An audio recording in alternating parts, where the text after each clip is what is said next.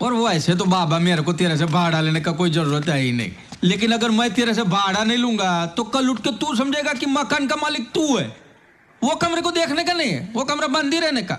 ये कमरा मैंने एक नाटक कंपनी वाले को भाड़े पे दिया था, मोहिनी थिएटर। 2.5 साल तक सालन भाड़ा नहीं दिया, और जब भाड़ा मांगा तो नौटंकी करता था, लात मार के भगा दिया और पूरा सामान पर कब्जा कर लिया। तू समझा ना जी। चल, 2.5 साल तक सालन भाड़ा नहीं दिया, और जब भाड़ा मांगा तो नौटंकी करता था, लात मार के भगा दिया। 2.5 साल तक सालन भाड़ा नहीं दिया। देवा 2.5 साल से भाड़ा नहीं दिया, लात मार के निकाल दिया साले को, है कि नहीं बात? तो भैया बाबू भैया कह रहे हैं और आपकी स्क्रीन पे भी आपको दिख ही रहा है, 2.5 साल से भाड़ा नहीं दिया तो लात मार के निकाल दिया। अब भैया अगर कोई आपका भाड़ा ना दे, है ना, आपका पैसा ना दे, तो पहले अशांशी भाषा में बात करते हैं। अशांशी भाषा में, अशांशी भाषा में आप इसे पता क्या बोलते हो? सर हम बचपन से क्या रहे हैं, बचपन से क्या रहे सर, हम इसे बोलते हैं बैड डेट्स।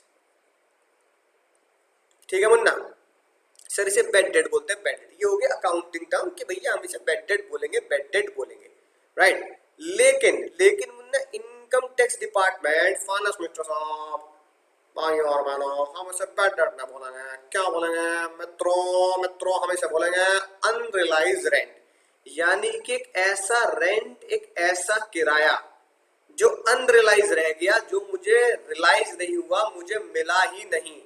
किससे सर? मोहिनी थिएटर से। तो बाबू भैया कह रहे हैं इस कमरे की तरफ नहीं देख रहेगा, इस कमरे की तरफ नहीं देख रहेगा देवा देवा, ये भैया मोहिनी थिएटर वालों को दिया था, 2.5 साल से भाड़ा नहीं दिया, लात मार के निकाल दिया, सामान और जब्त कर लिया। तो बाबू भैया ने मोहिनी थिएटर वालों का सामान भी जब्त कर लिया। ठीक है मुन्ना? ठीक है सर, बात समझ आ चुकी है, मजा ही आ चुका है। अब सर ये बेड डेट हो गया, आसान सी भाषा में अगर तुम्हें याद करना है तो ये unrealise rent is a bed date. Section 23(1), section याद ना हो कोई बात नहीं, चलेगा, बिल्कुल चलेगा। मुद्दे के सेक्शन याद कर लेना जो हमने केसेज में पढ़े थे। सर हाँ हाँ हाँ। अब अनरियलाइज रेंट का इनकम टैक्स एक्ट में क्या ट्रीटमेंट करना है, क्या क्या गुल खिलाने हैं, बहुत ही सिंपल है, बहुत ही सिंपल। मतलब अगर ये तुम्हें बताया भी ना जाए ना तो भी तुम्हें पता है। भैया बाबू भैया का किराया, जैसे बाबू भैया ने शाम को दिया 3,000 रुपए महीने पे कमरा, रूम है ना, तो मोहिनी थिएटर वाले या शाम उनके 2 महीने का किराया लेके भाग के बेड डेट कर दिया, तो बाबू भैया को कितना एक्चुअल रेंट मिला? तो तुम बोलोगे भैया 3,000 2 महीने का, 2 महीने का किराया, 2 महीने का किराया भैया शाम ने बाबू भैया को नहीं दिया, शाम ने बाबू भैया को नहीं दिया, तो बाबू भैया का 2 महीने किराया मारा गया। तो भैया तुम बोलोगे 3,000 इंटू 10, बाबू भैया को एक्चुअल रेंट मिला 30,000 रुपए, राइट। जय बात, बिल्कुल जय बात लिखी है यहाँ पर, देखो ग्रीन पेन से जो हाईलाइट है। Actual rent shall not be included in the rent which was payable but not paid by the tenant and so provided to be lost and irrecoverable। यानी एक्चुअल रेंट जो है वो actual rent receivable में से आप घटा दें या फिर आप उसे इंक्लूड ही ना करें। यानी एक्चुअल रेंट है ना आपका 3,000 रुपए महीने का है फॉर एग्जांपल, तो 3,000 इंटू 12 ना करें, जितना 2 महीने का किराया लेके शाम भाग गया उतना इंक्लूड ही ना करें, तो 3,000 इंटू 10 करें। शाम 3 महीने किराया लेके भाग गया तो 3,000 इंटू 9 करें। 1 महीने किराया लेके भाग गया शाम, तो भैया 3,000 इंटू 11 करें, है कि नहीं बात, राइट। तो जो भी है आप एक्चुअल रेंट रिसीव्ड या रिसीवेबल में बिल्कुल भी ना लें, क्योंकि भैया आपको पता ही है कि वो मुझे रिकवर हुआ ही नहीं है। लेकिन अगर तुमने एक्चुअल रेंट में भागा हुआ किराया बेड डेट इंक्लूड नहीं किया तो तुम्हें रूल 4 के हिसाब से 4 चीजों को सेटिस्फाई करना पड़ेगा। फाइनेंशियल साहब ने बोला भैया मुझे 4 बातें बता देना पूरी, भैया 4, क्योंकि 4 सबसे खतरनाक चीज है कि नहीं बात, राइट। जीने के हैं 4 दिन ओ, बाकी है बेकार दिन ओ, है कि नहीं बात। 4 दिन की चांदनी फिर अंधेरी रात, जीने के भी 4 दिन, 4 दिन की चांदनी फिर अंधेरी रात। 4 लोग क्या बोलेंगे, है ना, हम बात भी करेंगे भैया पास हो जाना पहले अटेम्प्ट में, वरना 4 लोग क्या बोलेंगे। तो 4 लोगों की बड़ी टेंशन, 4 दीवारी, है कि नहीं बात। तो हमारे हिंदुस्तान में 4 चीज बड़ी खास है, इसलिए फाइनेंशियल साहब ने बोला मैं भी रूल 4 में ही ये खतरनाक बातें लिखूंगा, जो 4 बातें तुम्हें बतानी है। सबसे पहली बात बताना, टेनेंसी जो है वो बोनाफाइड है। बोनाफाइड बोले लीगल वर्ड है, जानते हो बोनाफाइड बोलो तो गुड फेथ में। यानी जब आपने किराएदार को शाम को, या बाबू भैया ने जब, है ना, मोहिनी थिएटर को मकान किराए पे दिया, कमरा किराए पे दिया, तो उन्होंने मोहिनी थिएटर वालों की बिल्कुल पूरी तरह से चेकिंग की, आधार कार्ड, ठीक है ना, पैन कार्ड, ये सारी चीजें देखी, और मोहिनी थिएटर वालों को ये जाना कि भाई ये आतंकवादी नहीं है, हमने गुड फेथ पे भरोसे पर, ईमानदार लोग हैं, गुड फेथ पे भरोसे पर हमने मकान दिया है। तो आप पहली बात प्रूफ कर देंगे, ये बात आप रिटर्न में लिख के दे देंगे तो मान लेंगे भैया हमने भरोसे पे दिया है, हम पागल थोड़ी किसी आतंकवादी को किराए पे दे देंगे। दूसरा, जो भागा हुआ किराएदार है, यानी मोहिनी थिएटर, डिफॉल्टिंग टेनेंट बोले तो मोहिनी थिएटर, भागा हुआ किराएदार, भागा हुआ किराएदार आपकी प्रॉपर्टी खाली कर चुका हो, या फिर step have been taken to comply with the vacate the property, right, या फिर जिससे किराया आपको नहीं मिल रहा और आप उसे अपनी एक्चुअल रेंट में नहीं लेना चाह रहे, तो आपको एक प्रूफ करना पड़ेगा मोहिनी थिएटर प्रॉपर्टी खाली करके भाग चुके, बाबू भैया यही बोल रहे 2.5 साल से किराया के लात मार के निकल जा साला को, है कि नहीं बात। या फिर आपने क्या किया है, आपने सारे वो स्टेप लिए हैं ताकि आप अपनी प्रॉपर्टी को वेकेट करा सके, खाली करा सके। तो आपने प्रूफ कर दिया जी भैया, या तो वो भाग नहीं रहा था तो हमने कंप्लेंट करी, पुलिस कंप्लेंट करी, तब उसे भगाया है, या फिर मोहिनी थिएटर की तरह हमने उसे निकाल दिया, या फिर वो खुद ही किराया लेके भाग गया। इन शॉर्ट आपकी प्रॉपर्टी खाली हो चुकी है, आपका कमरा मकान खाली है। तीसरी बात, अब ये नहीं है भैया, ठीक है, कि भैया एक दिन घर वालों से लड़ाई होगी तुम्हारी, मुंह फुला ले तुमने, है कि नहीं बात। पापा से कहते मैं घर छोड़ के जा रहा हूँ, पापा कह रहे जा, मैं सच में जा रहा हूँ, बाबू कहते अरे तू जा रे, है कि नहीं बात, बाबू मैं सच में चला जाऊंगा, अरे तू जा रे, राइट। तो भैया ऐसे कर करके, ऐसे कर करके तुमने अपना मकान का, है ना, अपना बैग उठाया, झोला उठाया, सारे कपड़ों से भरे, और नीचे वाले फ्लोर से अपने ही घर में फर्स्ट फ्लोर पे शिफ्ट होकर कहते हैं मैंने घर छोड़ दिया, मैं आज के बाद नीचे नहीं आऊंगा, मेरे खाना पीने में मैं ऊपर ही रहूंगा। तो क्या तुमने घर छोड़ दिया? हमने घर छोड़ा है, रस्मों को तोड़ा है कि नहीं, दूर कहीं जाएंगे, नई दुनिया बसाएंगे, तो घर छोड़ दिया क्या मुन्ना? ना मुन्ना ना। यही बात फाइनेंस मिनिस्टर साहब ने बोली कि जो भागा हुआ किराएदार है, जिसने तुम्हारा बेड डेट किया है, वो तुम्हारी किसी और प्रॉपर्टी में is not occupied any other property of the assessee Babu भैया की, या तुम अगर असेसी हो, मकान मालिक हो, तो तुम्हारी किसी और प्रॉपर्टी में जाके ना रहने लगाओ। तो फिर वो किराएदार छोड़ के कहा भागा, फिर बेड डेट काम हुआ तुम्हारा, फिर तो उसे पकड़ के वसूल सकते हो, बेड डेट थोड़ी किया, पहले वो रहता था भैया, है कि नहीं बात। मान लो नोएडा में, नोएडा किराया तुम्हारा मकान का, वो बेड डेट कर दिया, फिर वो वहां से भाग के तुम्हारे ही दूसरे गाजियाबाद वाले मकान में आके रहने लगा। तो जज साहब कह रहे हैं, फाइनेंस मिनिस्टर साहब कह रहे हैं भैया क्या कर रहे हो, ये क्या घर घर खेल रहे हो आपस में, बचपन में खेलते थे।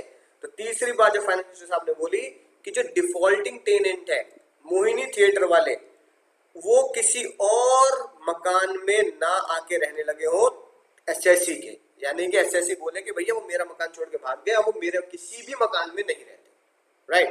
और सबसे खतरनाक बात जो बहुत ही ज्यादा मुश्किल है, ये चौथी बात जो ऐसी है, वो बड़े बड़े बिल्डर लोग या बड़े बड़े किराए वाले लोग लगाते हैं, जिनका किराया लाखों करोड़ों रुपए, वो लगाते हैं। क्या आप ये बात प्रूफ करेंगे फाइनेंस मिनिस्टर साहब को कि आपने वो सारे रीजनेबल स्टेप लिए हैं, असेसी यानी बाबू भैया has taken all the reasonable step to institute a legal proceeding, to start a legal proceeding for recovery of unpaid rent, यानी आपने, है ना, एक तरीके से पुलिस कंप्लेंट की हो, राइट, उसके खिलाफ, ताकि आपका रेंट रिकवर हो सके, या उसके ऊपर केस किया हो, स्यू किया हो। अब भैया अगर बाबू भैया का 3,000 रुपए किराया, 6,000 रुपए किराया लेके अगर शाम भाग भी गया, तो ये चौथा पॉइंट बड़ा खतरनाक है, जो प्रैक्टिकली प्रूफ करना मुश्किल होता है, राइट, कि हाँ भी मैंने केस किया होगा, मैंने पुलिस स्टेशन में प्रोसीडिंग की होगी कि भैया मेरा किराया लेके भाग गया, वो मैं उसके खिलाफ केस कर रहा हूँ। हाँ, लेकिन किराया आपका आ रहा भैया 50 लाख रुपए साल का, ठीक है, 1 करोड़ रुपए, जो बड़े बड़े गोडाउन वगैरह इन सबके किराए होते हैं, तो भैया बिल्कुल सही बात है, फिर तो आप पुलिस स्टेशन जाएंगे, भैया किराया लेके भाग गया, है ना, पकड़ो उसे। सेटिस्फाई करना पड़ेगा असेसिंग ऑफिसर को, असेसिंग ऑफिसर बोले तो income tax officer, income tax officer को सेटिस्फाई करना पड़ेगा कि आपने लीगल प्रोसीडिंग उसके खिलाफ की, या फिर अगर की तो वो बिल्कुल क्या निकली, वो लीगल प्रोसीडिंग बिल्कुल यूजलेस निकली। लीगल प्रोसीडिंग करने के बाद, पुलिस स्टेशन में केस करने के बाद, कोर्ट में केस करने के बाद भी वो हत्थे नहीं चढ़ा, हाथ ना आया मुन्ना, बिल्कुल, है ना, नीरव मोदी बन गया, वो विजय माल्या बन गया, विजय माल्या भाग गया वो इंडिया छोड़ के, हाथ ही नहीं आया, है कि नहीं बात। तो इनकम टैक्स ऑफिसर सेटिस्फाई हो जाएगा, हाँ भाई आपने पुलिस में कंप्लेंट भी करी, आपने अपनी तरफ से पूरी कोशिश करी, लीगल प्रोसीडिंग कार्रवाई करी, फिर भी वो अगर हाथ नहीं आया है तो कोई टेंशन वाली बात नहीं है, हम आपका रेंट एक्चुअल रेंट में इंक्लूड नहीं करेंगे जो भी आपका बेड डेट हो चुका है। अब सर एग्जाम में क्या होगा, अगर एग्जाम में क्वेश्चन आया और क्वेश्चन में रूल 4 के बारे में कुछ भी नहीं लिखा, तो आपको क्या अजम्पशन लेनी है, तो आप अज्यूम करेंगे all the points, all the 4 points, all the above points are complied with, यानी कि एसएससी ने सारे के सारे ऊपर के चारों पॉइंट पूरे किए हैं, राइट। और आप क्या करेंगे फिर, अगर चारों के चारों पॉइंट पूरे किए हैं तो आप उसके बेड डेट को, अनरिलाइज्ड रेंट को एक्चुअल रेंट में नहीं लेंगे, एक्चुअल रेंट में नहीं लेंगे। समझ में बात मुन्ना, सर बात समझ में आ चुकी है। यानी क्वेश्चन साइलेंट, तो आपको ये मानना है कि चारों के चारों पॉइंट जो प्लस में है, चारों एक साथ पूरे होने हैं, वो सारे के सारे पॉइंट पूरे हो चुके हैं, एसएससी पूरे कर चुका है। ठीक है सर, बात समझ में आ चुकी है, बोलो सर बात समझ में आ चुकी है, मजा ही आ चुका है।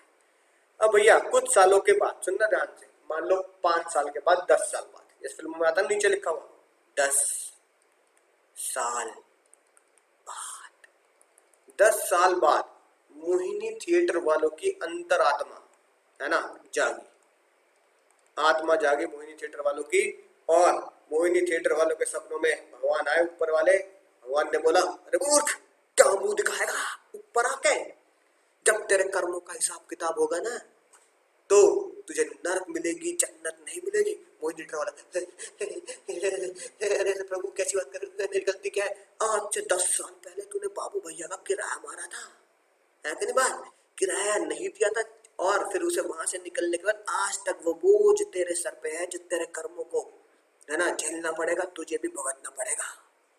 मोहिनी थिएटर वालों जाएगा, प्रभु प्रभु प्रभु प्रभु बताओ, सपने में आए हो आप, बताओ मुझे क्या करना प्रभु।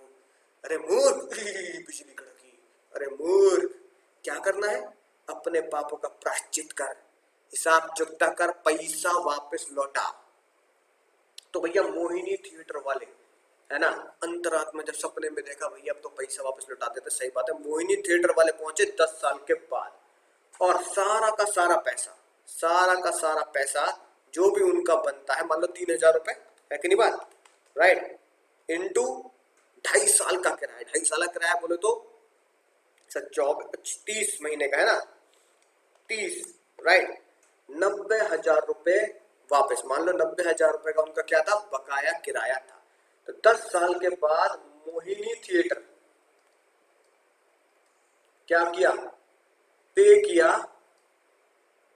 अनरिलाइज रेंट को, यानी कि पे द रेंट, जिसे अकाउंट्स की भाषा में आप क्या बोलते हो मुन्ना, जिसे अकाउंट्स की भाषा में बोलते हो, जल्दी बताओ, bed date, recovery of bed date, जिसे अकाउंट्स की भाषा में बोलते हो रिकवरी ऑफ बेड डेट। बाबू भैया को होगी बेड डेट की recovery, recovery of bed date, right. कितने रुपए सर, लेट से फॉर एग्जांपल 90,000 रुपए की बेड डेट की रिकवरी हो गई, है कि नहीं बात। अब भैया अगर 90,000 की बेड डेट की रिकवरी हुई, बाबू भैया के पास जब ये पैसा पहुंचा तो फाइनेंस मिनिस्टर भी कहने लगे, आखिरकार 10 साल के बाद आपका वो किराया लौट गया जो आपने क्या किया था, आपका किराया मारा गया, कांग्रेचुलेशन बाबू भैया, कांग्रेचुलेशन, राइट। अब जब रिकवरी ऑफ बेड डेट हुई तो बाबू भैया ने बड़ी खतरनाक बात बोली, बाबू भैया ने बोला, देवा देवा देवा देवा, मेरे दिल पे इतनी तेज लगी ये बात, मेरे दिल पे इतनी तेज लगी ये बात कि भैया मकान दो किसी को और वो रेंट पे रहे और किराया लेके भाग जाए, इससे बढ़िया देवर देवा, मैंने मकान किराए पे देना छोड़ दिया, मैंने मकान ही किराए पे देना छोड़ दिया। बाबू भैया ने कहा मेरे दिल पे इतनी लगी सर कि मैंने मकान जो है, मैंने हाउस जो है, हाउस रेंट पर देना बंद कर दिया, है ना। अच्छा, फिर बाबू भैया ने कहा मेरे को इतनी देर पे दूसरा तेरे पे तेल लगा, तो तेल लगा देवर देवा, मैंने वो मकान ही बेच दिया। बाबू भैया ने कहा जिस मकान में मैं रहा करता था, जिसको मैं किराए पे दिया करता था मोहिनी थिएटर वाले को, शाम को, अक्षय कुमार को, वो हाउस ही मैंने क्या कर दिया, हाउस ही बेच दिया। अब मैं कहीं और रहता हूँ, हाउस ही मैंने बेच दिया, वो ये लो, ठीक है। अब मैं उस मकान का ओनर ही नहीं हूँ, इवन जिस मकान को मैंने किराए पे दिया था मोहिनी थिएटर वाले को, I am not the owner, मैं उस मकान का ओनर भी नहीं हूं, और मैंने भैया आज के बाद तौबा रे तौबा, तौबा रे तौबा, मैंने कसम खा ली कि भैया मैं आज के बाद किराए पे दूंगा ही नहीं मकान।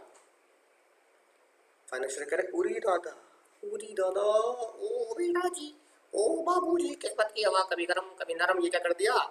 अब तो जो 90,000 रुपए बेड डेट रिकवर हुए हैं, इनका क्या करें। अब भैया कैश इनफ्लो तो हुआ है, इनकम तो हुई है भैया, इनकम तो है, कैश इनफ्लो तो है, कमाई तो है। कमाई है 90,000 रुपए, किस नाम की, बेड डेट रिकवर।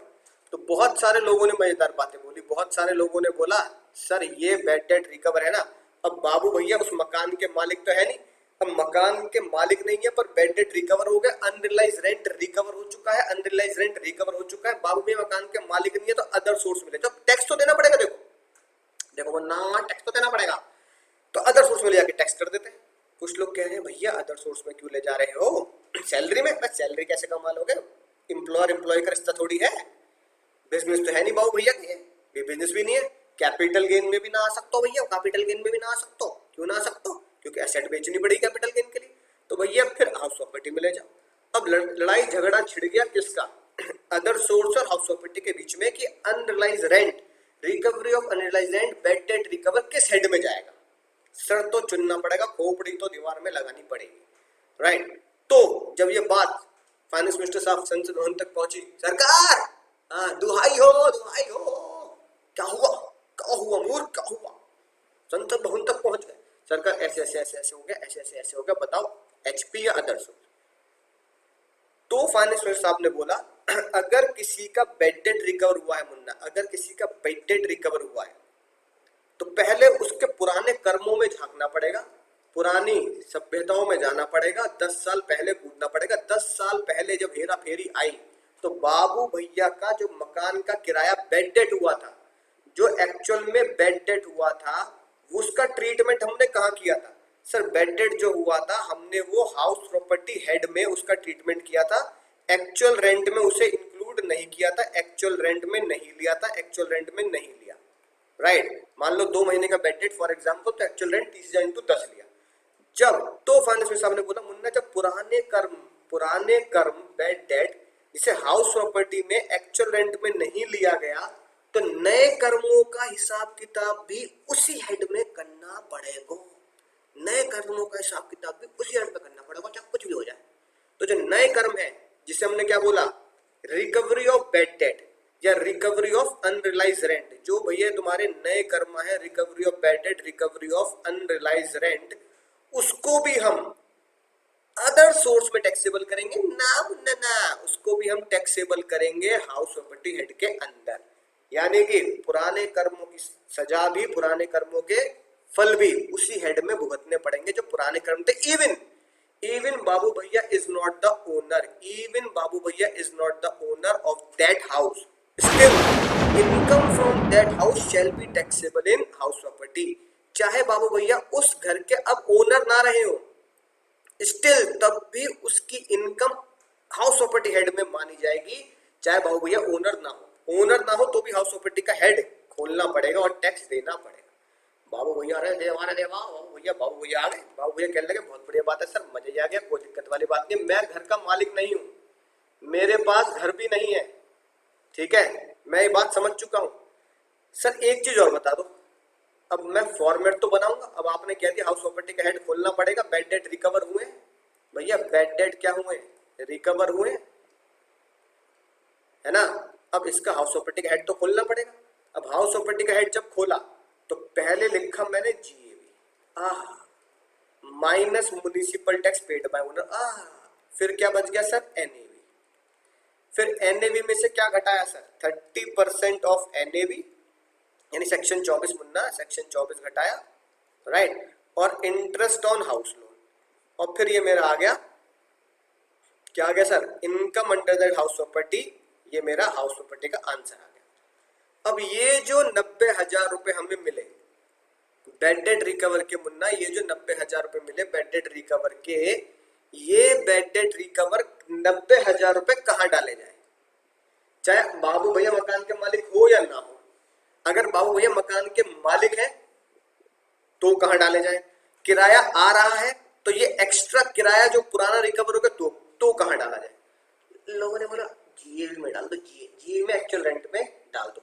तो फाइनेंशियल स्टाफ ने कहा अरे पागल है भैया, पागल हो रहे हो ना, जीएवी में मत डाल देना। क्यों? क्योंकि जीएवी में तो 12-12 महीने की चीजें आती है, एक्चुअल रेंट भी 12-12 महीने का ही आएगा, पुराने जमाने का जो आएगा उसमें नहीं डालेंगे। तो लोगों ने कहा भैया तुम यार फिर एक काम करो, आप ही बता दो सर, हमारी बात तो आप सुनोगे नहीं।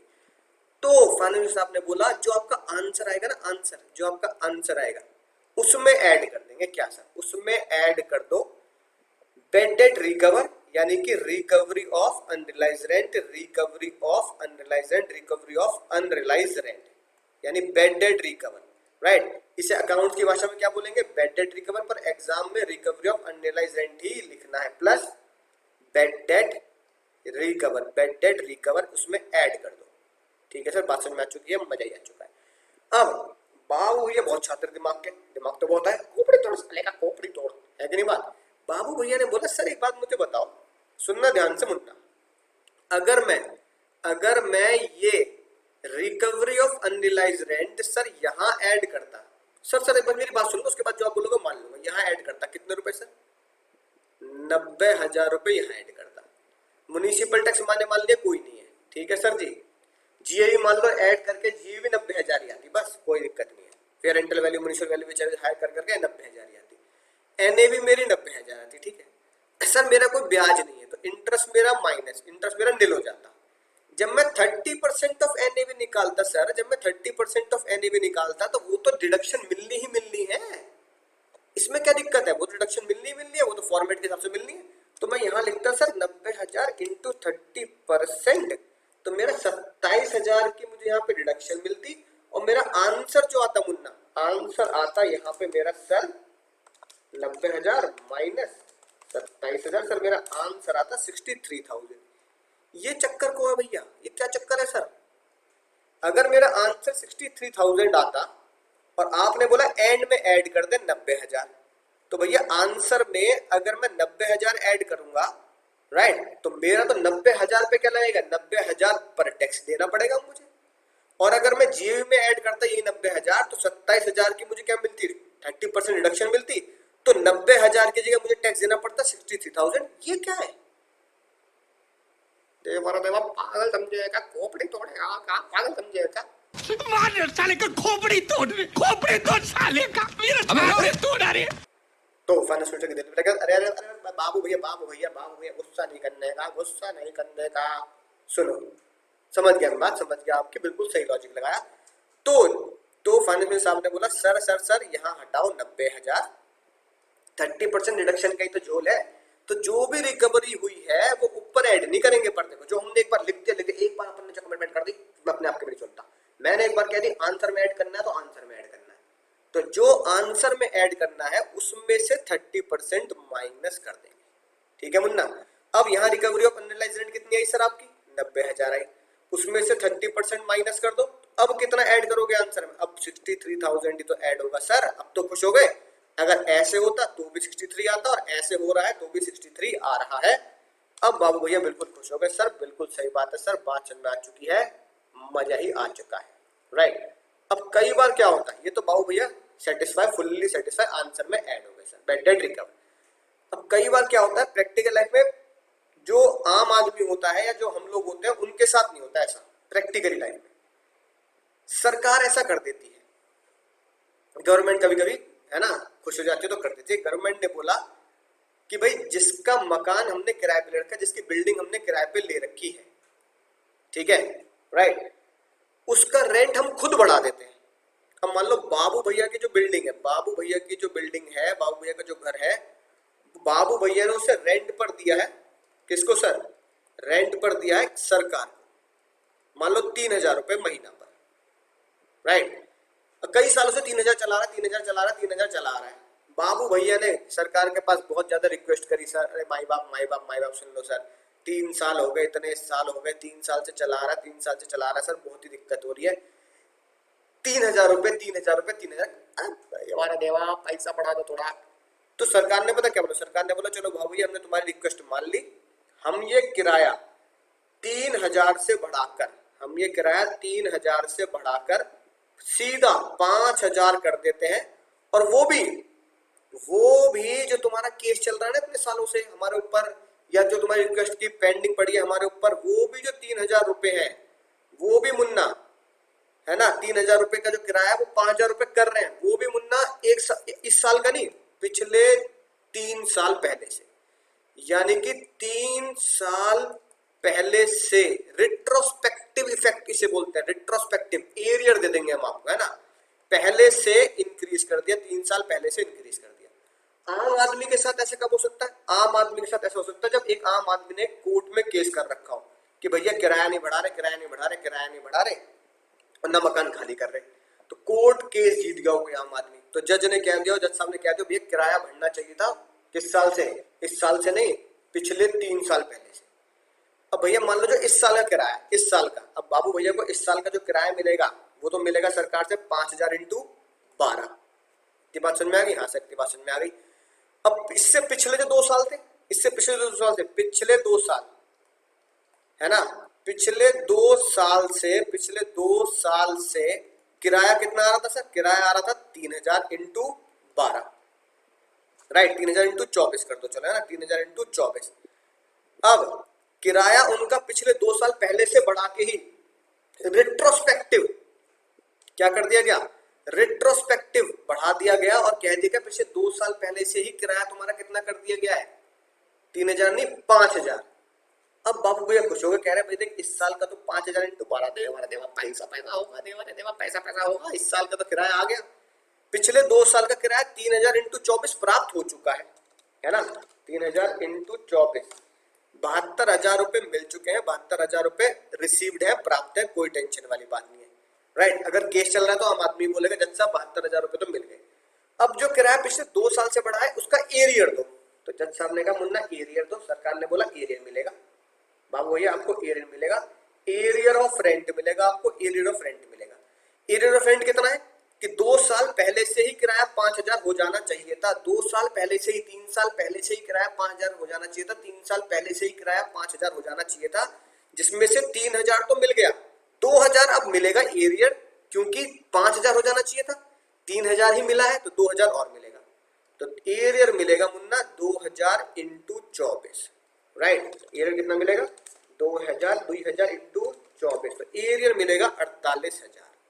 अब ये एरियर जो 48,000 रुपए मिला है, क्योंकि किराया इस साल नहीं बढ़ा, किराया रेट्रोस्पेक्टिव इफेक्ट, पुराने सालों से बढ़ा दिया गया, मुन्ना गर्दन निकल जाएगी मेरी, तो पुराने सालों से बढ़ा दिया गया, पिछले 2-3 सालों से बढ़ा दिया गया था, उसका जो अटका हुआ एरियर है, पुराने सालों से किराया 3,000 था, लेकिन जज साहब ने बोला, है ना, या गवर्नमेंट ने बोला बाबू भैया किराया हम कर देंगे तुम्हारा पिछले 3 साल पहले से ही 5,000 रुपए, तो 3,000 तो मिल गए, 2,000 रुपए और एक्स्ट्रा ले लो, इस साल पकड़ लो सारा, तो 2,000 इंटू 24, 48,000 रुपए का एरियर मिल गया। अब बाबू भैया कह रहे हैं पैसा होगा, पैसा होगा। अब ये जो एरियर मिला है मुझे 48,000 रुपए, इस एरियर को कहां लिखूं? क्या इस एरियर को जीए में ऐड कर दूं? जज साहब ने बोला ना मुन्ना, ना मुन्ना ना। फाइनेंस फिल्टर बोल रहा है अरे मुन्ना जीएवी में क्यों टंटा कर रहे हो, एक काम करियो भैया, एक काम करियो, क्या किया था, recovery of unrealised rent answer में ऐड किए थे सर, तो आंसर में ही एरियर ऑफ रेंट भी ऐड कर दो, तो भैया ऐड कर दो एरियर ऑफ रेंट। वाह, कितने रुपए मिला सर? सर 24,000 रुपए। बाबू भैया ने फिर वही कहानी सुनाई, जीएवी में ऐड करूंगा तो मान लो म्युनिसिपल टैक्स भी नहीं हुआ तो कम से कम 30% की डिडक्शन तो मिलेगी। जज साहब ने बोला इससे पहले मुन्ना, इससे पहले गड्ढा खोद के लेट जाए पहली वाली आंटी की तरह, ले भैया 30% हम लॉ में लिख देते हैं, 24,000 माइनस 30%, तो आंसर में कितने ऐड होंगे? आंसर में ऐड हो जाएंगे 24,000, है ना, माइनस 30%, राइट, 16,800, राइट, 16,800 क्या हो जाएंगे सर? इसमें ऐड हो जाएंगे। ठीक है सर, बात समझ में आ चुकी है। यानी कि इन शॉर्ट मेरे कहने का मतलब क्या, जब आप फॉर्मेट बनाएंगे तो ये आपका बिल्कुल फाइनल फॉर्मेट है। अगर ध्यान से देखो सर, पहले क्या आएगा? पहले आएगा जीएवी, म्युनिसिपल टैक्स माइनस क्या निकलेगा? एनएवी में से 24 की डिडक्शन 30% और स्टैंडर्ड, फिर इंटरेस्ट ऑन हाउस लोन, ये मेरा आंसर आ गया। अब तक जो मैं बोलता था आंसर आ चुका है। आज जो नई ज्ञान की बात पड़ी वो क्या पड़ी? जो आपका आंसर आया था उसमें ऐड कर दो रिकवरी ऑफ अनयूटिलाइज्ड रेंट यानी bed date recover Mohini theatre वाला, और एरियर ऑफ रेंट 24,000 माइनस 30%, इसमें भी 30% माइनस करेंगे, इसमें 30% माइनस करेंगे। अब जो वैल्यू आएगी, this is the final answer of income under the head house property. इसे हम क्या नाम देंगे? Finally it is the answer of income under the head house property, income under the head house property. तो ये है मुन्ना आपका बिल्कुल फाइनल आंसर। ध्यान से इसे नोट करेंगे, ये पूरा फॉर्मेट है। यहां तक तो हम हर बार निकालते आए हैं, यहां तक हमें पहुंचना पड़ेगा अगर क्वेश्चन में ये और ये या दोनों में से कोई भी एक चीज दे रखी है। सर ये बात लिखी कहाँ है? सर कहाँ लिखी है ये बात? इतनी बढ़िया बात बता दी आपने हमें, डिटेल बिल्कुल गहराई में डुबो दिया हमें तो समुद्री गहराई में। तो भैया ये बात लिखी है 25A। क्या बोला? 25A, सेक्शन 25A बोला है। ठीक है, सेक्शन 25A ने क्या बोला? Where assessee can not realize rent, है ना, जो प्रॉपर्टी उसने किराए पे दी थी उसका किराया उससे रिकवर नहीं हुआ, बाद में सब्सिक्वेंटली 10 साल बाद, 5 साल बाद, 3 साल बाद उससे वो पैसा रियलाइज हुआ in respect of such rent, यानी मोहिनी थिएटर वाले वापस आ गए, है ना, राइट। या फिर देखो क्या लिखा है, इसलिए ग्रीन पेन से नोट्स में ही क्या कर रखा है, हाईलाइट कर रखा है। या फिर या तो उसे बेड डेट रिकवर हो गए, इसे मैंने क्या नाम दिया, इस लाइन को नाम दे दिया बेड डेट रिकवर। साथ साथ लिखते जाना सर, बेड डेट रिकवर। या फिर उससे जो अमाउंट मिला, बाबू भैया को जो अमाउंट मिला उसे बोलेंगे एरियर ऑफ रेंट, यानी कि रेट्रोस्पेक्टिवली पहले जमाने से 1 साल पहले से, 2 साल पहले से, 3 साल पहले से किराया बढ़ा दिया गया। या तो आप केस जीत गए होंगे या फिर कई बार प्रैक्टिकल लाइफ में गवर्नमेंट आपका पिछले सालों से किराया बढ़ा देती है आपकी एप्लीकेशन पर, राइट। वो पैसा अभी तक टैक्सेबल हुआ ही नहीं क्योंकि वो मिला ही नहीं था। तो जो बेड डेट रिकवर हुए हैं, जो बेड डेट रिकवर हुए हैं और जो एरियर ऑफ रेंट मिला है, जो बेड डेट रिकवर हुए हैं और जो एरियर ऑफ रेंट मिला है, ये लिखी बात, रिकवर्ड और एरियर ऑफ रेंट मिला, उसे deemed to be income, income माना जाएगा। सबसे डेंजर बात, अंडर दिस हेड, भैया वो हाउस प्रॉपर्टी में ही इनकम मानी जाएगी, हाउस प्रॉपर्टी में इनकम मानी जाएगी। गलती से भी अदर सोर्स से मत लिखाना, बहती गंगा में कभी हाथ धो लो कि हाउस प्रॉपर्टी हेड ही नहीं है तो मैं क्या करूंगा, अदर सोर्स में लिख दूंगा। अदर सोर्स मत लिखाना, जिस कर्मों का फल पहले भुगतना था आज भी फल उसी कर्मों में भुगतेंगे, राइट। क्या बात लिखी, under this head and accordingly charge to income tax act previous year in which, उस ईयर में टैक्सेबल करना है, in which such rent realise, जिस ईयर में हमें वो रेंट मिला है। और डेंजर बात जो येलो पेन से तो मैंने पहले ही नोट में हाईलाइट करके दे रखी है, आफ्टर डिडक्शन 30%, यानी कि आंसर में ऐड करेंगे, आंसर में ऐड करेंगे, आंसर में ऐड करेंगे 30% माइनस करने के बाद। और खतरनाक बात ये लिखी, चाहे इवन दो वेदर और नॉट बाबू भैया is the owner of property in the previous year, चाहे बाबू भैया उस घर के ओनर हो या ना हो, उन्होंने मकान छोड़ दिया हो या ना छोड़ दिया हो, अभी भी किराए पे चल रहा हो ना चल रहा हो, इससे हमें कोई लेना देना नहीं है। हमने तो बस क्या करना है, फाइनल जो आंसर आता था अब तक उसमें ऐड कर देना है बेड डेट रिकवर यानी arrear of unrealise rent recover minus 30%, या फिर क्या दिया हुआ arrear of rent, arrear of rent recover minus 30% add कर देना है। ठीक है सर, बात समझ में आ चुकी है, मजा ही आ चुका है। क्वेश्चन नंबर 103 बनता है मुन्ना, क्वेश्चन नंबर 103 तो बनता है सर, क्वेश्चन नंबर 103 बनता है तो सॉल्व कर लेते हैं, कोई टेंशन वाली बात नहीं है। ठीक है मुन्ना, सॉल्व कर लेते हैं झटपट। 4 केस है, बहुत ही मजेदार, राइट। तो थोड़ी सी मैं जगह बना लेता हूं, फिर ध्यान से सॉल्व करेंगे। तब तक आप 103 के क्वेश्चन पढ़ें और सोचें क्या कहानी है। ठीक है, पहले 2 क्वेश्चन तो बहुत ही आसान है, बहुत ही टुच्चे मुच्चे हैं, कोई दिक्कत ही नहीं है उनमें, राइट। तो मेरे पास पहले से ही क्वेश्चन मौजूद है, ठीक है मुन्ना, तो मैं उसके हिसाब से सॉल्व कर रहा हूं। तुम्हारे पास नोट्स है ही मेरे पास, मेरे दिए हुए, तो शुरू हो जाओ मुन्ना बिना किसी टेंशन के। क्या लिखा है पहला, case 1, fair rental value, municipal value whichever is higher, higher और standard rent whichever is lower, lower और actual rent whichever is higher. याद आ गई होगी कहानी।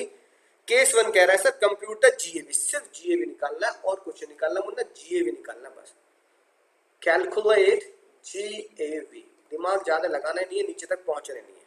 ठीक है, वो क्या कह रहा है, fair rental value, municipal value whichever is higher, Munna मैं यहाँ फॉर्मूला बनाता हूँ, फिर rental value municipal value whichever is higher. हालांकि अब तो तुम्हारे नस नस में ये है ना पहुंच चुका है। हायर और standard rent whichever is lower, जो लोअर होता है उसे हम एक्सपेक्टेड रेंट बोलते हैं। एक्सपेक्टेड रेंट और actual rent whichever is higher, यही मेरा आंसर होता है, यही मेरी जीएवी होती है। ठीक है, पहला क्वेश्चन देखो मुन्ना। अब मैं केस नंबर वन यहाँ सॉल्व कर रहा हूँ बिना किसी टेंशन के। Sir fair rental value 11,000, municipal value 12,000। Fair rental value 11,000, municipal value 12,000, whichever is higher 12,000। 12,000 और स्टैंडर्ड रेंट, 12,000 और स्टैंडर्ड रेंट, चलो पूरे पूरे साल का कर देते हैं। ठीक है, कभी तुम कहो sir sir sir sir multiply तो कर दो। ठीक है मुन्ना, ठीक है। तो fair rental value 11,000 into 12, 11,000 into 12, तो फेयर रेंटल वैल्यू आ गई 1,20,000, 1,32,000। ठीक है, म्युनिसिपल वैल्यू साथ साथ करते जाना। म्युनिसिपल वैल्यू दे रखी है 12,000, है ना, क्वेश्चन है तुम्हारे पास। 12,000 इंटू 12, म्युनिसिपल वैल्यू आ गई sir 1,44,000। Whichever is higher, higher क्या आ गया सर 1,44,000। राइट, इसको किससे कंपेयर करेंगे, इसको किससे कंपेयर करेंगे मुन्ना? सर इसको कंपेयर करेंगे स्टैंडर्ड रेंट से। स्टैंडर्ड रेंट कितना दे रखा है 13,000, 13 होने लगा है ना, 13,000 इंटू 12, तो भैया 13,000 इंटू 12 कितना आ गया सर 13,000 इंटू 12, ये आ गया sir 1,56,000। Which ever is lower, lower क्या आ गया, लोअर आ गया सर 1,44,000। ठीक है, यही मेरा एक्सपेक्टेड रेंट हो गया। अब इसमें अनरियलाइज रेंट है 1 महीने का, सुनना ध्यान से, अनरियलाइज रेंट है 1 महीने का, तो बताओ एक्चुअल रेंट कितना लेंगे, एक्चुअल रेंट लेंगे, अनरियलाइज रेंट को उसमें कंसीडर नहीं करेंगे, इसमें रिकवरी नहीं है, सिर्फ अनरियलाइज रेंट को कंसीडर नहीं करेंगे। एक्चुअल रेंट रिसीव्ड और रिसीवेबल था 8,000, जिसमें से 1 महीने का किराया मोहिनी थिएटर वाला लेके भाग गया, तो इंटू 11 महीने का उसने दिया होगा, तो मुन्ना 8,000 इंटू 11, ये आ गया मेरा 88,000। राइट, 88,000। अब एक्सपेक्टेड रेंट और 88,000 whichever is higher, higher क्या आया सर 1,44,000, तो मेरा आंसर आ गया सर 1,44,000। मेरे दोस्तों बात समझ में आ चुकी होगी, बिल्कुल सिंपल सी बात थी, बोलो सर बात समझ में आ चुकी है, मजे आ चुके, तो टुच्चा क्वेश्चन था सर, कोई बात नहीं, लेवल बढ़ाते हैं थोड़ा सा, अगले पे आ जाओ। अगला कह रहा है fair rental value municipal value whichever is higher. Fair rental value कितनी है सर 13,000 इंटू 12, तो भैया 13,000 इंटू 12 1,56,000। नोट करते हैं ना साथ साथ, उम्मीद है समझ में आ ही रहा होगा। Municipal value 11,000 into 12, 11,000 into 12, 11,000 into 12, sir ये आ गया मेरा 1,32,000। Whichever is higher, sir whichever is higher आ गया 1,56,000। स्टैंडर्ड रेंट कितना है, स्टैंडर्ड रेंट दे रखा है क्वेश्चन 2 में 12,000, तो भैया 12,000 इंटू 12 1,44,000, सर 1,44,000 आ गया। Whichever is lower, whichever is lower आ गया सर 1,44,000। राइट, अब देखो इससे एक्चुअल रेंट से कंपेयर करना है, ये मेरा आ गया ER। अब इसमें क्या दे रखा है, इस क्वेश्चन में दे रखा है वैकेंसी, वैकेंसी याद आ गया है ना, सेक्शन वैकेंसी 23(1)(c। अब भैया वैकेंसी यहाँ दे दिया, राइट, तो यहाँ पे अनरियलाइज रेंट तो ही नहीं, वैकेंसी है, वैकेंसी का अपन को लगाना पड़ता है फॉर्मूला। तो अपन का फॉर्मूला क्या था, बताना जरा, क्या फॉर्मूला था सर? एक्चुअल रेंट में अगर वैकेंसी का अमाउंट ऐड कर दें और वो ज्यादा या बराबर हो जाए, है ना, किससे सर ER से, तो एक्चुअल रेंट ही जीएवी मानी जाएगी। ठीक है सर, ये बात हम समझ चुके हैं। एक्चुअल रेंट कितना है, एक्चुअल रेंट है सर इसमें 12,500। राइट, 2 महीने वैकेंसी तो 10 महीने का, तो 12,500 इंटू 10, ये सर आ गया 1,25,000। तो सर एक्चुअल रेंट मेरा आ गया 1,25,000, है कि नहीं बात?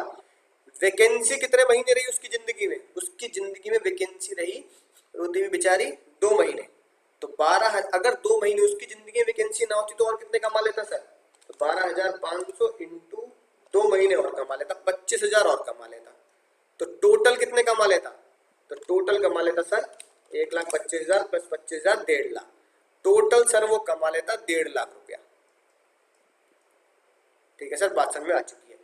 क्या 1.5 लाख रुपए ज्यादा है और बराबर है ईआर से? ईआर कितना है मुन्ना हमारा? ईआर है हमारा 1,44,000। तो ईआर है हमारा 1,44,000।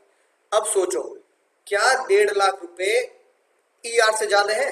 क्या एक्चुअल रेंट में वैकेंसी अगर ऐड कर दें तो क्या वो ईआर से ज्यादा बैठ रहे हैं? हाँ सर, बिल्कुल ईआर से ज्यादा बैठ रहे हैं। अगर वो ईआर से ज्यादा बैठ रहे हैं तो एक्चुअल रेंट ही जीएवी होगी। तो एक्चुअल रेंट कितने हैं? एक्चुअल रेंट कितना है? एक्चुअल रेंट 1.5 लाख नहीं है मुन्ना, 1.5 लाख ना है मुन्ना। एक्चुअल रेंट कितना है? 1,25,000। तो भैया आंसर क्या होगा? GAV is actual rent. Answer में क्या लिख के आएंगे? Because of the vacancy, actual rent is lower than expected rent, therefore GAV shall be actual rent 1,25,000। तो भैया ये मेरा आंसर आ गया, वैकेंसी ऑटोमेटिकली रिवाइज हो गई। ठीक है सर, बात समझ में आ चुकी है। धनाधन मजा ही आ चुका है। तीसरा क्वेश्चन पढ़ो, और भी धमाकेदार। अब इसमें वैकेंसी भी है मुन्नियो, इसमें वैकेंसी भी है और इसमें अनरियलाइज रेंट भी है, बेड डेट भी है। अब आएगा गाढ़ा मजा सर, बहुत गाढ़ा मजा आएगा। फेयर रेंटल वैल्यू कितनी है? 16,000 इंटू 12, 16,000 इंटू 12, 1,92,000, 1,92,000। म्युनिसिपल वैल्यू कितनी? Municipal value 18,000 into 12, 18,000 into 12, 2,16,000 sir, 2,16,000।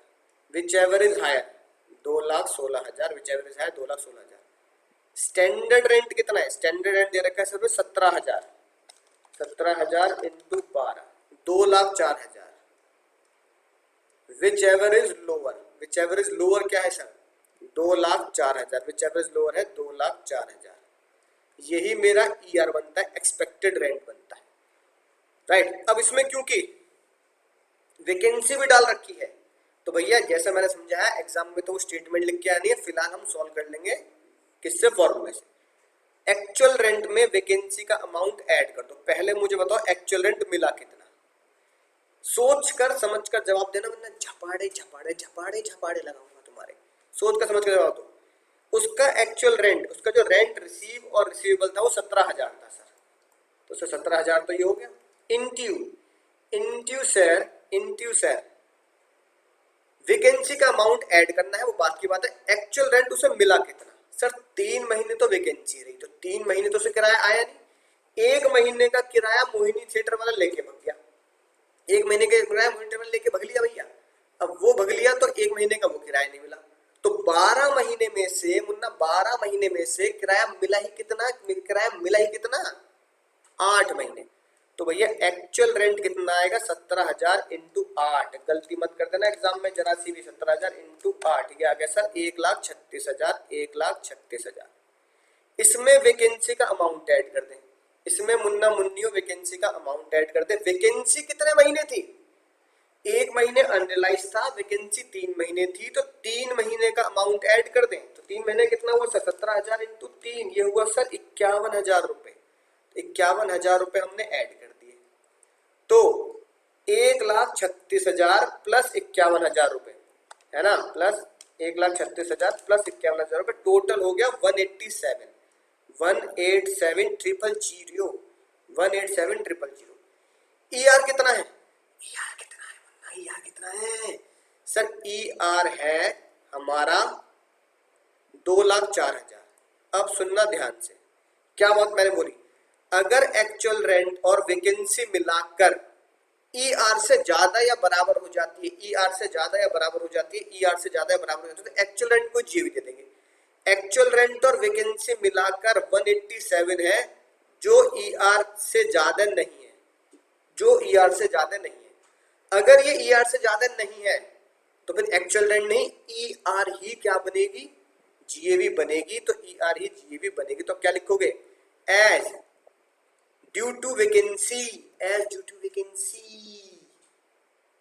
AR is not less than ER, therefore ER shall be the GAV, therefore ER shall be the GAV। तो GAV क्या होगी हमारी? Sir GAV का answer होगा हमारा ER 2,04,000। तो GAV क्या हुई मुन्ना? GAV हुई हमारी 2,04,000। ठीक है सर, बात समझ में आ चुकी है। बहुत ही मजेदार जबरदस्त क्वेश्चन था। वैकेंसी रिवाइज होगी, साथ साथ अनरियलाइज रेंट का कॉन्सेप्ट भी बिल्कुल आता मजी से टकली, अनरियलाइज रेंट का कॉन्सेप्ट भी हमारी खोपड़ी में जा चुका है। उम्मीद है बात समझ में आ चुकी होगी। अनरियलाइज रेंट और वैकेंसी का एक साथ ट्रीटमेंट कैसे होना है, एक क्वेश्चन और कर लेते हैं तो और अच्छे से गच्चे से बात समझ में आ जाएगी। फेयर रेंटल वैल्यू बोलो Munna. Case 4 fair rental value sir 14,000 into 12, 14,000 into 12 ये आ गया सर 1,68,000। बोलो सर मजा ही आ गया, मजा ही आ गया सर। म्युनिसिपल वैल्यू कितने 9,000 इंटू 12, 9,000 इंटू 12 ये आ गया 1,08,000। Whichever is higher Munna, whichever is higher, whichever is higher है सर 1,68,000। स्टैंडर्ड रेंट कितना है सर, स्टैंडर्ड रेंट इसमें दे रखा है सर 8,000, तो 8,000 into 12 96,000। Whichever is lower, whichever is lower आ गया मेरा 96,000 और 96,000 ही मेरा क्या बनेगा सर ER बनेगा, ER बनेगा। वैकेंसी का झोल है तो मुझे इक्वेशन लगानी पड़ेगी, इक्वेशन लगानी पड़ेगी, ठीक है। इक्वेशन से चेक करना पड़ेगा। इक्वेशन क्या है, एक्चुअल रेंट में वैकेंसी अमाउंट ऐड कर दे। एक्चुअल रेंट कितना है सर 21,000। किराया मिला कितने महीने, एक महीने तो वैकेंसी रही, एक महीने वैकेंसी रही तो एक महीने का किराया तो आया नहीं, ठीक है। उसके बाद 3 महीने का अनरियलाइज रेंट, अरे दादा ये क्या हो गया, 3 महीने का अनरियलाइज रेंट हो गया, 3 महीने का बेड डेट हो गया। तो 3 महीने का बेड डेट हो गया तो वो नहीं मिला, एक महीने की वैकेंसी हो गई तो वो नहीं मिले, किराया आया 8 महीने। तो एक्चुअल रेंट हुआ सर 21,000 इंटू 8, एक्चुअल रेंट हुआ सर 21,000 इंटू 8 सर 1,68,000। ठीक है सर बात समझ में आ चुकी है, मजा ही आ चुका है। 1,68,000। वैकेंसी कितने महीने रही, वैकेंसी कितने महीने रही सर, इस बार सर वैकेंसी रही मेरी मात्र 1 महीना, है कि नहीं बात, एक बार चेक कर लेते हैं। हाँ सर वैकेंसी रही 1 महीना, 1 महीना वैकेंसी रही तो भैया वैकेंसी का अमाउंट ऐड कर दो। कितने रुपए सर 21,000 रुपए और ऐड कर दो। अगर इसकी जिंदगी वैकेंसी ना होती तो मुन्ना ये 21,000 और कमा लेता। अब टोटल कितना हो गया AR plus V sir, AR plus V हो गया हमारा 1,68,000 प्लस 21,000, ये हो गया सर 189,000 है कि नहीं बात। ER कितना निकला सर हमारा, ER निकला 96 सर, बहुत ही कम ER 96,000। अब बताओ क्या AR प्लस वैकेंसी ER से ज्यादा है, क्या AR प्लस वैकेंसी ER से ज्यादा है। हाँ sir AR plus vacancy 189 ER से ज्यादा नहीं, बहुत ज्यादा है।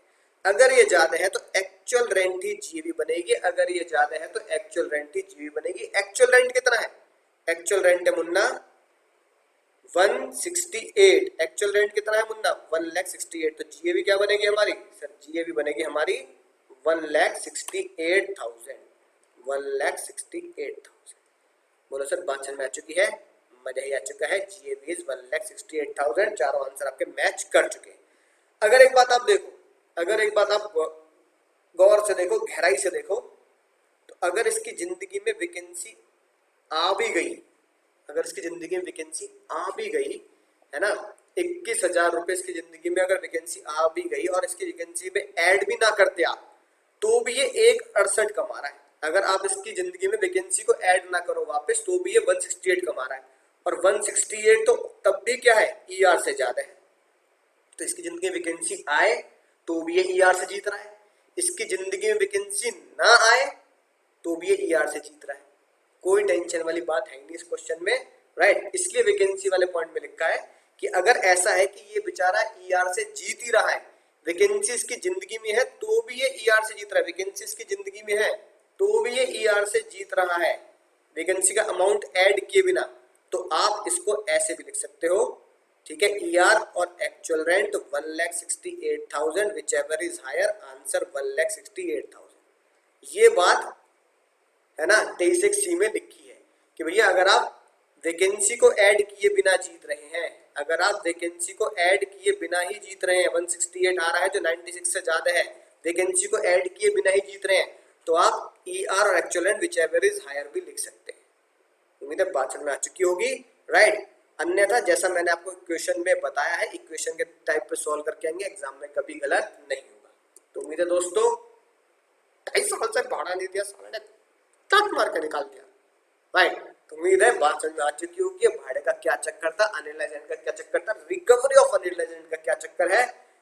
राइट, तो बस अब करना क्या है, जितने भी क्वेश्चन है आपके पास अब, क्योंकि अब आपका हाउस प्रॉपर्टी लगभग खल्लास हो चुका है, पढ़ते रहो, सीखते रहो, आगे बढ़ते रहो, जो भी बुक है क्वेश्चन पे क्वेश्चन, क्वेश्चन पे क्वेश्चन, क्वेश्चन क्वेश्चन करते जाओ, क्योंकि इनकम टैक्स नाम ही प्रैक्टिस प्रैक्टिस प्रैक्टिस का है। तो मिलूंगा लेक्चर में, तब तक